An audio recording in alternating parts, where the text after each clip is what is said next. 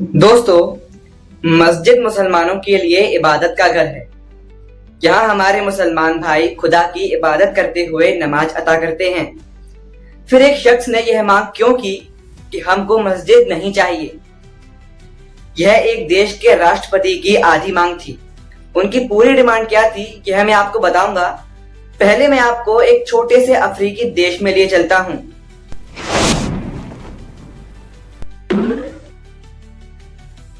दोस्तों, अफ्रीका के इस छोटे मुल्क का नाम है बुर्किना फासो। महज 2 करोड़ की आबादी वाले इस देश में 65% मुस्लिम आबादी है और महज 37 साल के यहाँ के वर्तमान राष्ट्रपति हैं इब्राहिम ट्राओरे।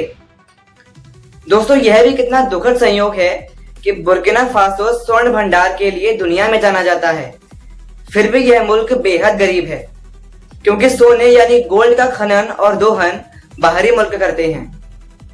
वर्ष 1988 में इब्राहिम इसी देश में पैदा हुए थे। कहने को तो पिता फौज में थे, लेकिन गरीब मुल्क में फौजियों को इतनी तनख्वाह भी नहीं मिलती थी कि वे परिवार का पालन भी ढंग से कर सकें। इसलिए इब्राहिम का जीवन भी बहुत कठिनाइयों में गुजरा।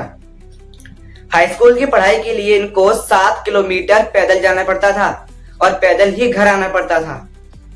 दोपहर का भोजन भी इन्हें अक्सर नहीं मिल पाता था, लेकिन इब्राहिम पढ़ाई को इतना महत्व देते थे कि परेशानियां इनका हौसला कमजोर ना कर सकीं। 2009 में इन्होंने स्नातक की पढ़ाई पूरी की, फिर पिता की तरह फौज में चले गए। फौज में रहते हुए इब्राहिम ट्राओरे ने अपने देश के अलावा बाहर के देशों के सैन्य अभियानों में भाग लिया। संयुक्त राष्ट्र शांति सेना में भी ये एक अच्छे लीडर के तौर पर पहचाने गए। इनकी काबिलियत को देखते हुए 2020 में इन्हें कैप्टन बना दिया गया। बुर्किना फासो की जनता में बहुत अकुलाहट थी। यहाँ के नेता भ्रष्ट थे और जिहादियों का आतंक बढ़ता जा रहा था। तत्कालीन राष्ट्रपति दामिवा उदासीन तथा कमजोर था। फौज जनता की परेशानियों को समझ रही थी। आखिरकार जनवरी 2022 में फौज ने सत्ता का तख्ता पलट कर दिया। सेना ने सत्ता खुद संभाली। इब्राहिम ट्राओरे को बुर्किना फासो का अंतरिम राष्ट्रपति नियुक्त किया गया। तभी से इब्राहिम अपने देश के हालात बदलने में लगे हुए हैं। वे आंतरिक और बाहरी शक्तियों के दुश्मन भी बने हुए हैं, फिर भी निर्भीकता से देश के लिए डटे हुए हैं। शिक्षा और सुरक्षा इनकी प्राथमिकताओं में सबसे ऊपर हैं।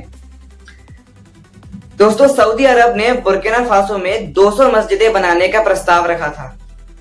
इस प्रस्ताव पर राष्ट्रपति इब्राहिम ने कह दिया कि हमको मस्जिदें नहीं चाहिए।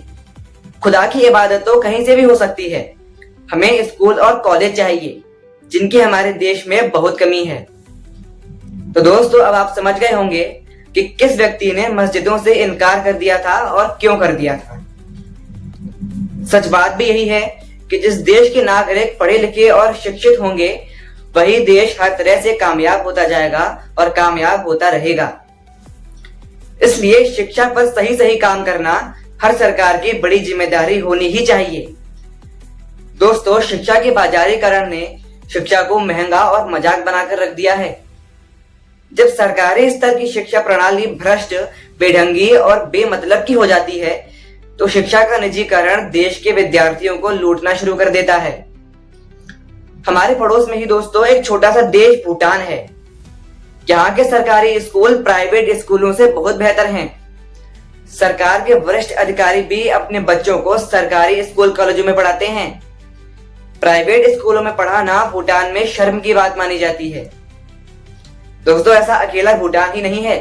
दुनिया के कई मुल्क हैं जहां बेहतर शिक्षा सरकार की प्राथमिकता है और इसलिए वहां गरीब बच्चा भी डॉक्टर, इंजीनियर तथा अधिकारी बन पाता है। दोस्तों, यह अफसोस की बात है कि हमारे देश में सरकारी स्कूल कॉलेजों की दशा बहुत अच्छी नहीं है। इसलिए प्राइवेट सेक्टर का बोलबाला बना हुआ है। सरकार से वित्त पोषित कुछ निजी स्कूल कॉलेज जरूर बेहतर स्थिति में हैं। दोस्तों, मैं आगरा के एमडी जैन इंटर कॉलेज में कक्षा 12 का छात्र हूँ। यह मेरी खुशनसीबी है कि मुझे यहाँ दाखिला मिल सका। हिंदी और अंग्रेजी दोनों माध्यमों में पढ़ाई कराने वाला यह कॉलेज सिर्फ मार्कशीट के आधार पर दाखिला नहीं देता, टेस्ट में पास होने पर ही यहाँ छात्र को प्रवेश मिलता है। एमडी जैन इंटर कॉलेज का अनुशासन भी अच्छा है, टीचर्स भी बहुत अच्छे हैं, कोर्स भी पूरा पढ़ाते हैं और छात्रों को नैतिक बनाने का प्रयास भी करते हैं।